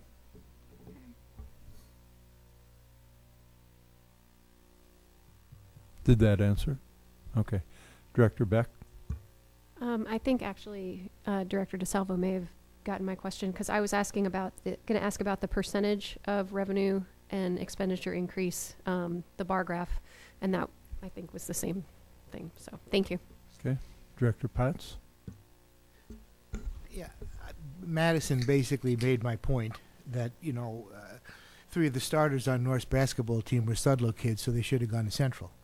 So if we're not going to change that, then this is kind of like whistling in the wind.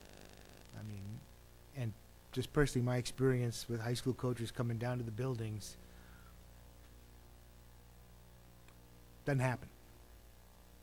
Doesn't happen.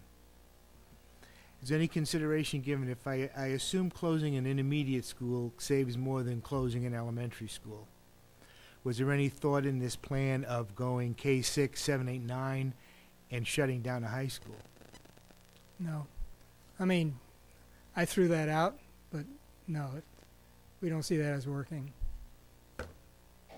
The board wants to say, give us the numbers, and we can.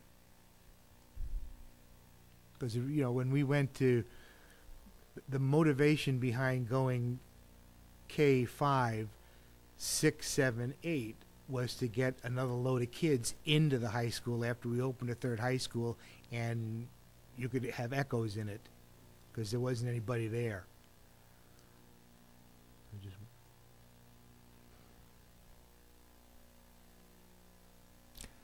Anybody else? Director Gosa?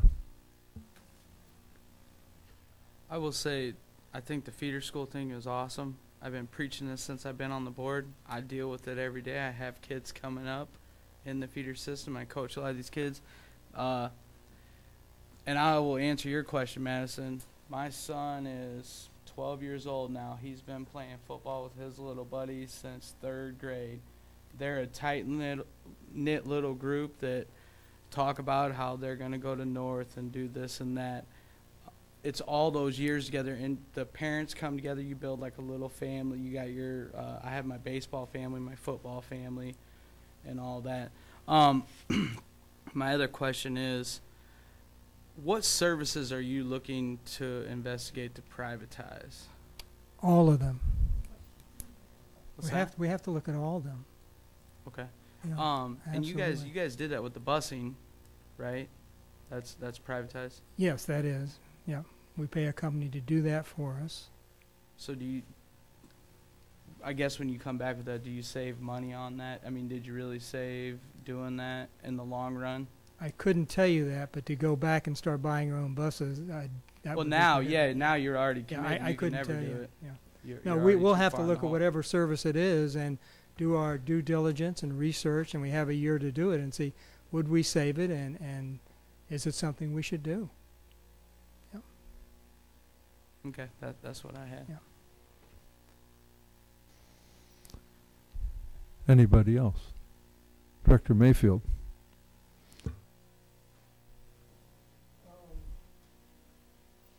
You're a bus driver for Davenport School System.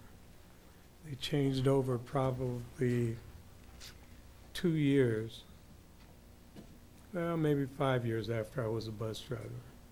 When I was going to school at Ambrose, I was a bus driver. And it wasn't liked very well by the people that were working there. Actually, I know some of those people that still work there, and they don't think it was as good as it was prior when the Davenport schools, but that's not to be proven unless the school system kept track of financially of all the funds that we were potentially going to save, which nobody knows because no one kept track. At least it hasn't been given to the public or to someone. If it's there, though, I would love to see how we save money by doing that. But I think at the time, it seemed like a great idea. But if you can get that information, it'd be nice to. When we're talking about closing other schools, what are the long-range effects of closing schools? Let's think about that for a minute. We're getting ready to propose closing, maybe close Monroe, possibly change the structure of SMART. We're going to align different schools with high schools. You know, whatever high school you're attending in Davenport, usually you feed into that school normally from a community that is close by. That's not always the case, because I know there's a lot of kids in this community that go to Wood and Williams. But that was part of the reason why we did not fill JB, because of what happened down in this area right here. Some people did not want their kids in JB for obvious reasons. But that's a discussion for another time. I'm not going to dig into that right now as to why they would rather send their kids outside of their neighborhoods. But what concerns me is now we're planning on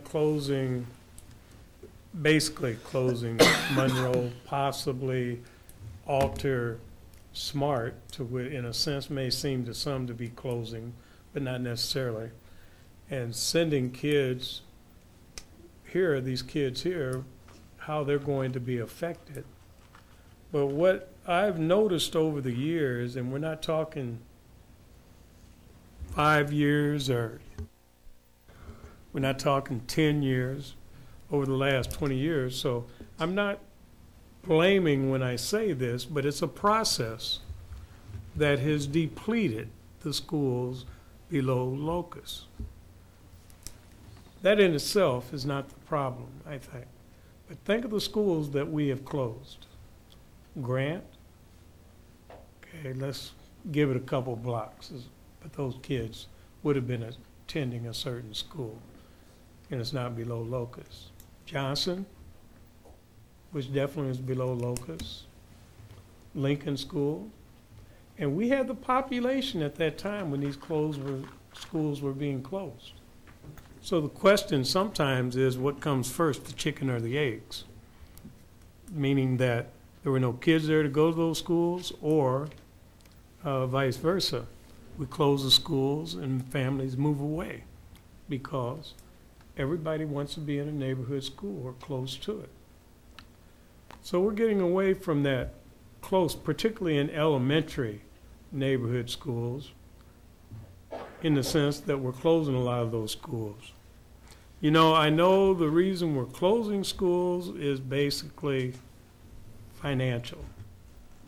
But who are the people that are always impacted the most when it comes to closing schools? It's usually those people that need the education the most. You can describe that in economic terms. You can describe that in family situation terms, housing terms, whatever the case may be. Those folks in those areas are impacted the most. And we're talking about when we closed all these schools down here over the years. What I find so interesting, though, is it was none of us sit at the table when this happened, nor was this superintendent here. Now, there might have been some administrators that are still in the district that were here then, but it happened in spite of the situation. We closed these schools down here. So that must be a mindset there, in my estimation, as to why would we close them all in one area. But what concerns me is looking down the road. If all of your feeder schools are closed or divvied up with other schools, for instance, Central. Central had a very, I shouldn't say a high population of students, but much higher than it was now. And I can remember Dr. Tate mentioned something, I remember January the 2nd, about closing a high school, and gave Central as an example, which was an example that I find now.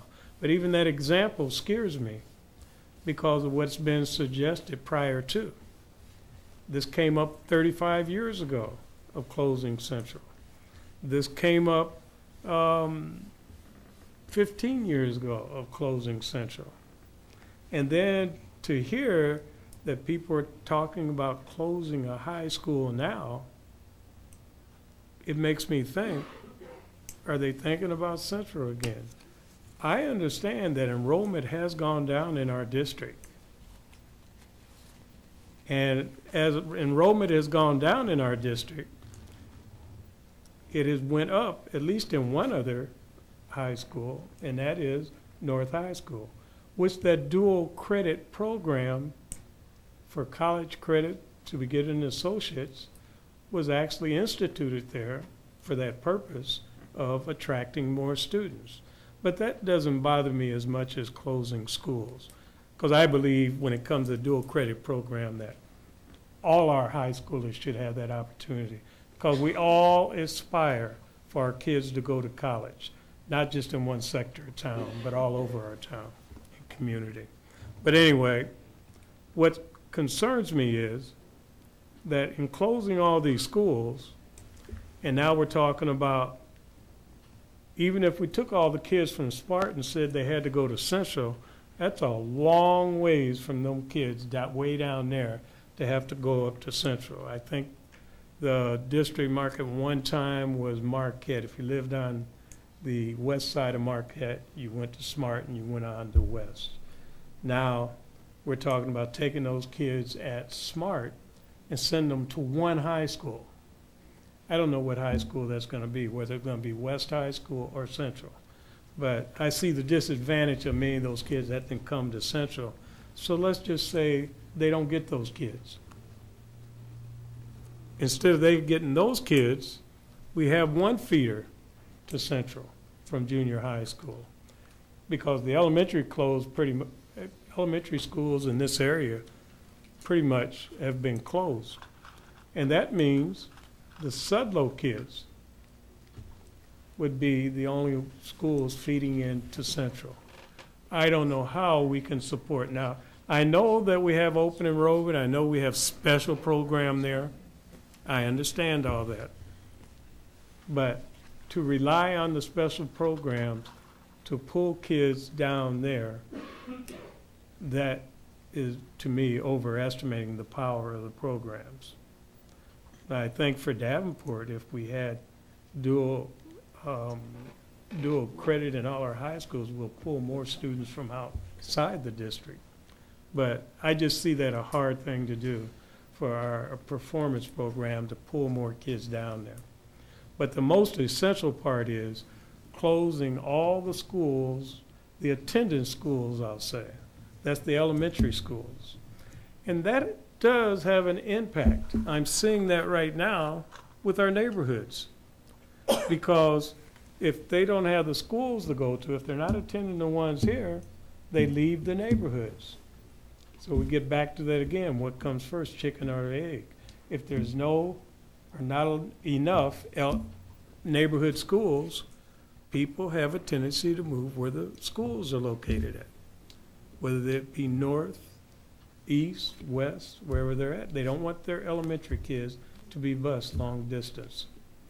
So in effect, if we're not careful, and this is what I see, and I've been around a long time to watch this happen, going up and down. I hear us one time say the big reason our athletic programs is because we divided into 3 schools. And almighty, all of a sudden we ended up with a 4th school, high school. But yet people were talking about we had too many high schools when we had 3. So it scares me the way we're talking of dividing up, closing down the schools and where they're going to be closed at, and what schools do they feed into. And in the very near future,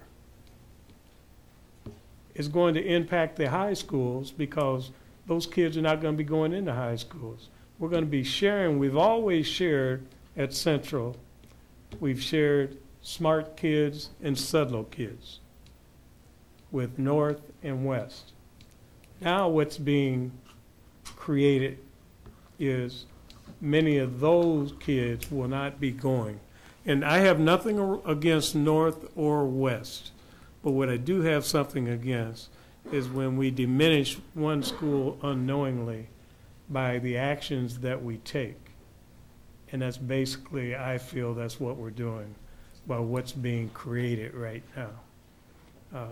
I'm not even sure under what we're doing and how we're trying to do it, whether Central will even be there in 15 or 20 years. I won't be around then. I'd like to be 100, but chances aren't that good. But that school won't be there if we keep diminishing it by undermining, by closing all the schools around it that feed into it. So that's something to think about. Maybe it's not as important to some people that the people that are being serviced in this area, because to me it's very important.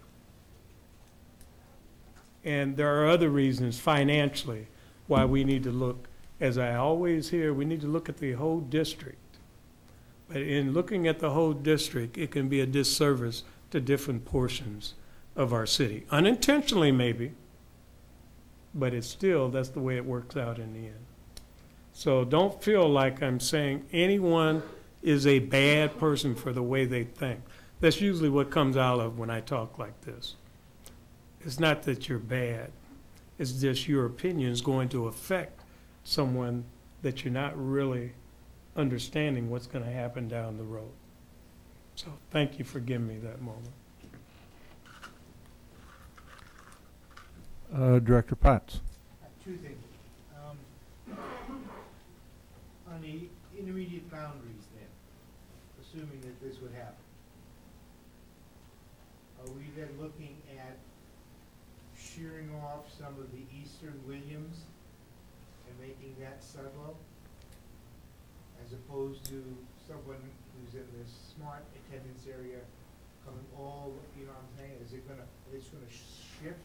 Are you looking at taking the Walcott boundary, which is what, Utah, and moving that east? Or haven't we thought that far down the road? Yes, actually, we would be hopefully staying as close to the central boundary. The Sudlow boundary would become the central high school boundary.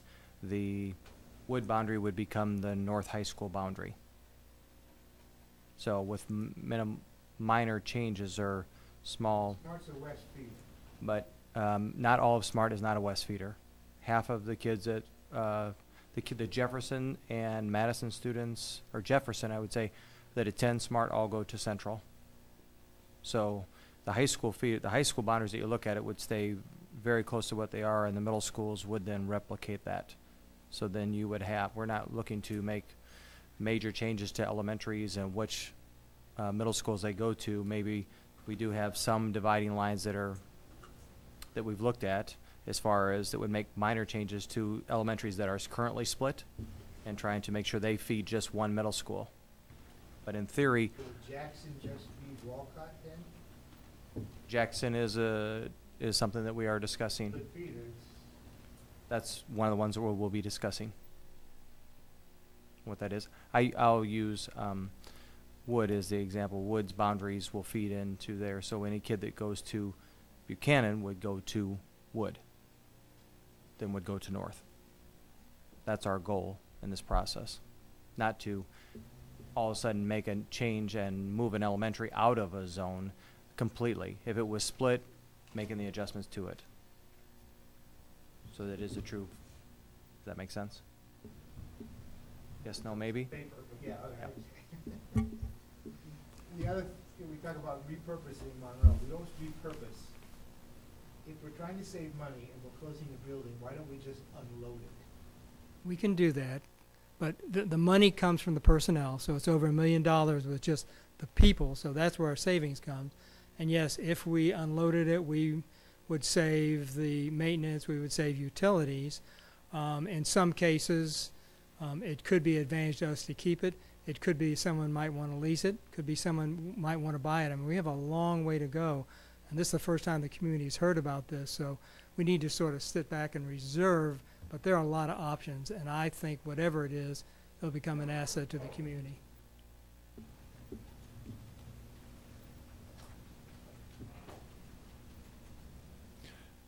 Anything else? Oh, Madison. You guys might have covered this in the presentation, but the kids who are currently at Smart, if they were moved, the middle school kids, if they were moved, what middle school would they be going to? They could end up attending any of the three. The Eastern Smart students, the kids on the eastern part of our city, could attend Sudlow. The students that are the Northwest, I would say, would attend Williams, and there would be some of our students that were farther west that could possibly end up attending Walcott. And that would be just the 7th and 8th graders. Was that it, Madison? Okay, Director Mayfield. Maybe I'm not hearing right then, because I thought you were narrowing it down to one junior high, being dedicated to one high school because the kids need, at least that's what I understood it to be. Now, maybe I'm not understanding, but I swore that what I heard was that a junior high would be dedicated to a high school because it simplifies it for the sports and other activities, and the kids would be looking forward to going to that high school. And now I'm hearing you're going to split students up at a junior high school. Did I just hear that? I'll restate because I'm not sure what I can't remember what I said. Well, that's what I heard. Yes. So, but all I of the heard it wrong. students that are going to be at Sudlow would attend Central. Right. So the And I'll Smart? use the example. Well, Smart wouldn't be a 7th and 8th grade students would not be at Smart. There would be no 7th and 8th grades. It's a K through 6 building now. Okay. So those kids at Smart would not be junior high students, 7th and 8th grade. So that would be non-existent, the junior high there. The 7th and 8th grade students, correct. There would just be K So- through pre-K through 6th graders if programming exists. Okay, and the Monroe building would be closed and using the Smart building for a elementary school, which would require some changes because I don't know about the requirements for elementary kids, kindergarten, what floor levels. I know you dealt with that over here at Central as to where they can be. So basically, we'd end up with one feeder for Central. One feeder school. One feeder, and for North, one feeder school also. And then West would have Walcott and Williams. Okay, just so I understand. Thank you. Anybody else? I got a couple questions. Does the feeder system, if you went back and interpreted that in a manner that you required students at the high school level, and I'm not sure that I understood that, are you thinking that you would require students in a boundary area to go to a certain high school? No. You would still maintain the current policy? As long as you maintain the policy, yes. I didn't know if there was any savings by doing that. I'd have to think about that. Okay. Because I've never heard any movement on the board that could do that. Right, right. Yeah, that's part of the policy. I just didn't know if there's something else, because it sounds like I've always heard people lament that we've allowed that to happen for various reasons, but I didn't know if there's any particular financial reason. Oh, the policy, we have a specific policy on closing an attendance center.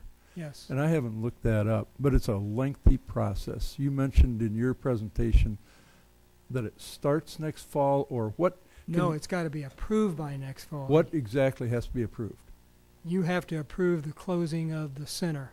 By a certain date I think it's in October. Whenever it is, right. Yeah. And then that allows the closing the following year, right? Right. Okay. Yes. All right. Just a couple other things. When you made the presentation last meeting on about 6 years worth of budget, there was a lot of information there, and I didn't think about everything until I went home and started thinking about it, because we were taking at least one and sometimes two insurance holidays per year, I believe, the way I recall it. And I thought, those don't affect the budget, right? They only affect cash, I think. But they aren't, if it isn't something that we are, because if we take the insurance holiday, we're simply not paying money that we would normally pay, right? And I don't understand how that, because if it affected the budget, then it would affect it forever, wouldn't it? No. By taking an insurance holiday, that's 1 month that we are not having expenditures in the general fund, and the self-insurance fund doesn't get the revenues from that. So we have the savings of 1 month of not having the expenditures, and since it's only a one-time shot, it doesn't go on. I mean, it's not an ongoing savings, it's only a savings for that month. Right, and that's what I'm getting at. It's not a, it is one time, and so that's why I look at it as cash, not as a budget issue. It would be, if it was budget, then I would think we would just say we're going to cut $2 million a year from that. I look at it as a budget issue because by not spending that out of the general fund, that lets us maintain that spending authority. We maintain it for that year. Right. But next year, then we have that same expenditure required, or we take another insurance holiday. Correct. And that's why I couldn't quite get my head around, because it's like, I don't think that you're going to recommend that we take insurance holidays indefinitely. Okay.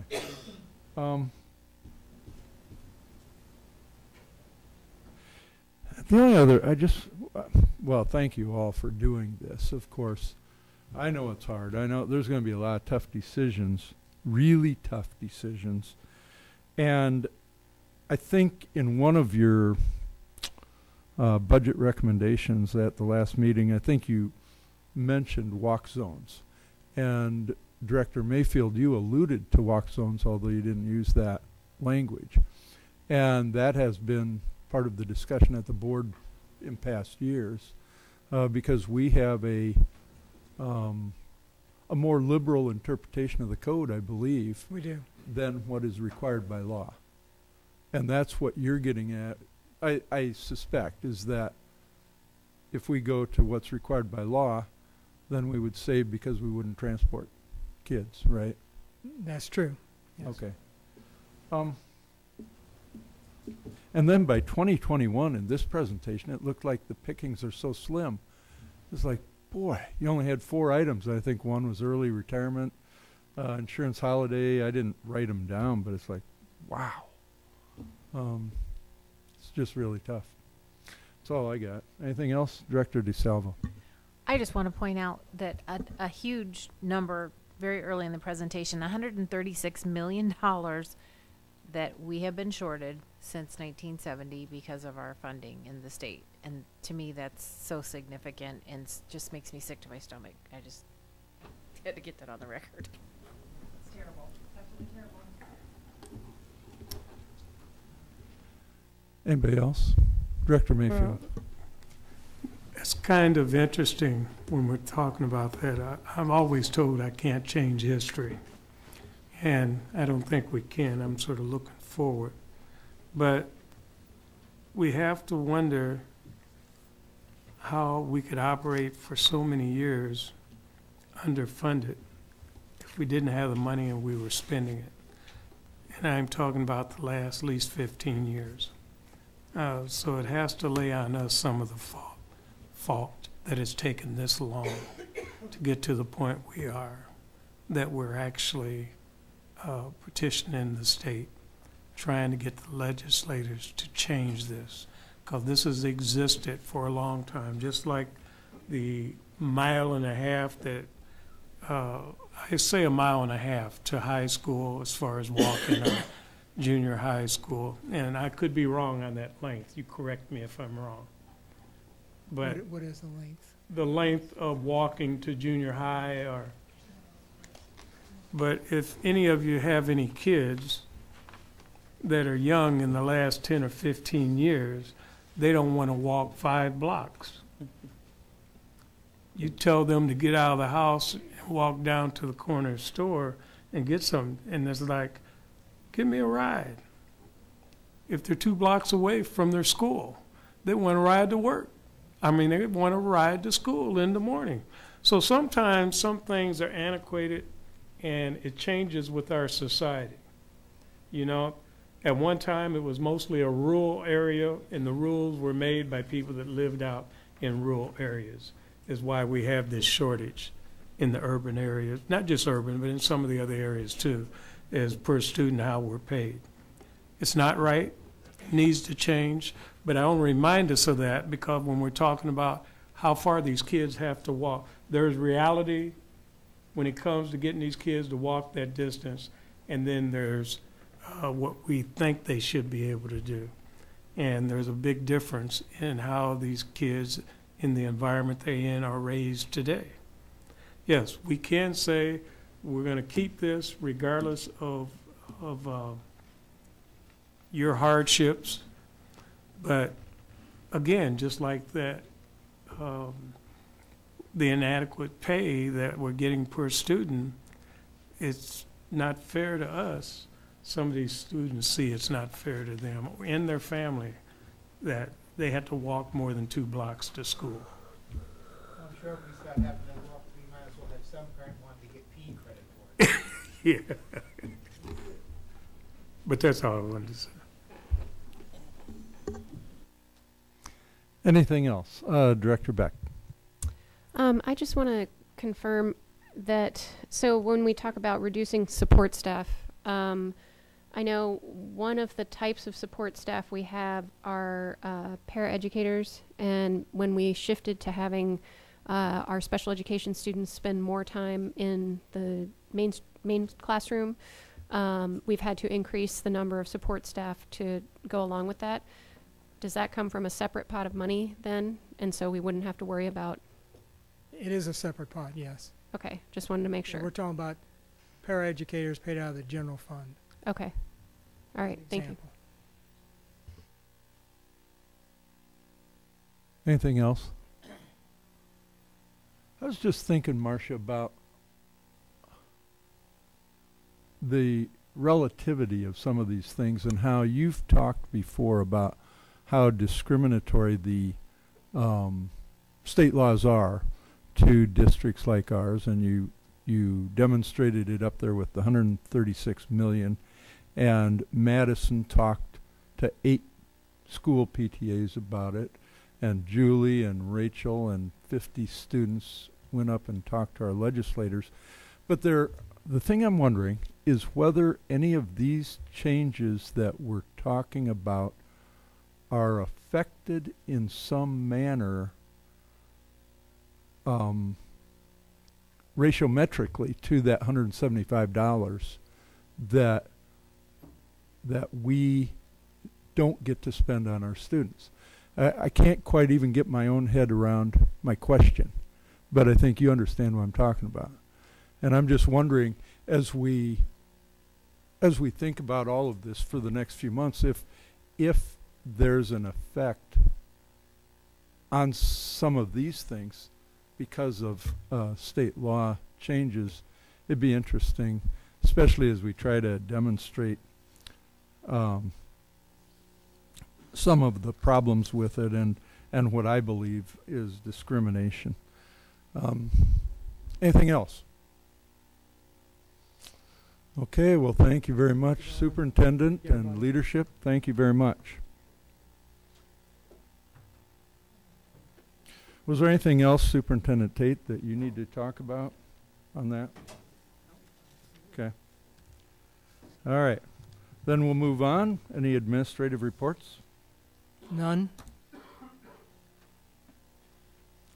We have, it appears, 2 board requests.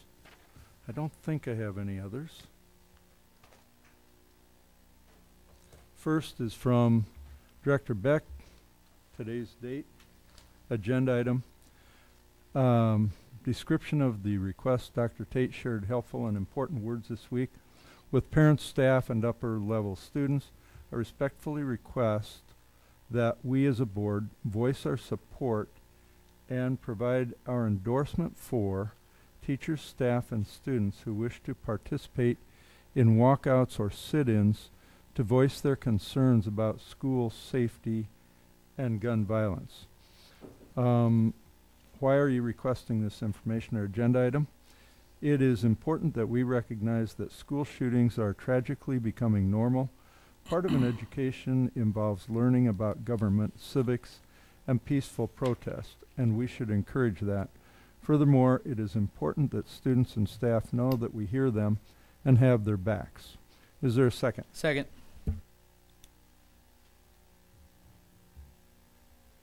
When would you like to have this agenda item? ASAP. Second is an information request from Director Beck. Today's date, description of request, the feasibility of aligning spring break dates with neighboring districts. Would this cost money? Are there advantages, disadvantages? Why are you requesting this? I've had several parents ask about it, particularly for people who live in neighboring districts but work here in the Davenport district. Additionally, community programs may benefit and teachers may have opportunities for cross-district professional development.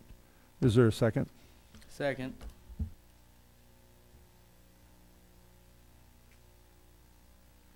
When would you like this information? Whenever is reasonable. Thank you for that. I'd entertain a motion to adjourn. So moved. Is there a second? Second. All in favor, say aye. Aye. This meeting is adjourned.